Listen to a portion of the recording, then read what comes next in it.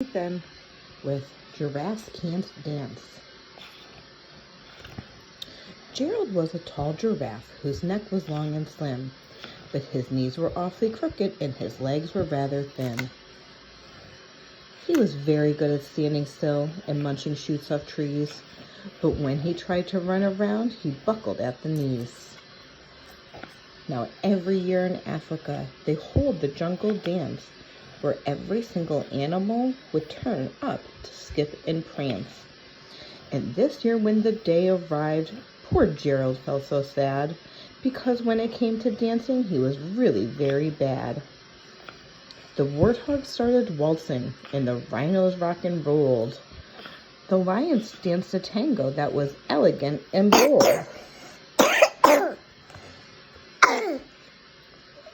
The chimps all did a cha-cha with a very Latin feel, and 8 baboons then teamed up for a splendid Scottish reel. Gerald swallowed bravely as he walked toward the floor, but the lions saw him coming and they soon began to roar. "Hey, look at clumsy Gerald," the animals all sneered.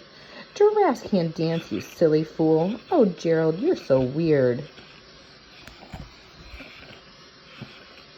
Gerald simply froze up. He was rooted to the spot. "They're right," he thought. "I'm useless. Oh, I feel like such a clot." So he crept up from the dance floor and he started walking home. He'd never felt so sad before, so sad and so alone. Then he found a clearing and he looked up at the sky. "The moon could be so beautiful," he whispered with a sigh.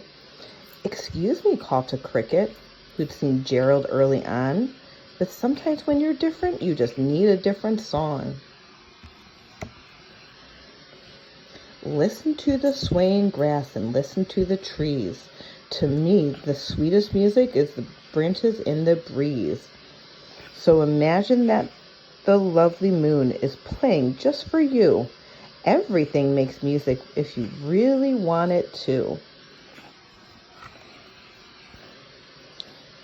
With that, the cricket smiled and picked up his violin. Then Gerald felt his body do the most amazing thing. His hooves had started shuffling, making circles on the ground. His neck was gently swaying and his tail was swishing round. He threw his legs out sideways and he swung them everywhere. Then he did a backward somersault and leapt up in the air. Gerald felt so wonderful. His mouth was open wide. "I'm dancing, yes, I'm dancing, Gerald cried. Then one by one each animal who'd been there at the dance arrived while Gerald boogied on and watched him quite entranced. They shouted, "It's a miracle, we must be in a dream. Gerald's the best dancer that we'd ever seen." "How did you learn to dance like that? Please, Gerald, tell us how." But Gerald simply twirled around and finished with a bow.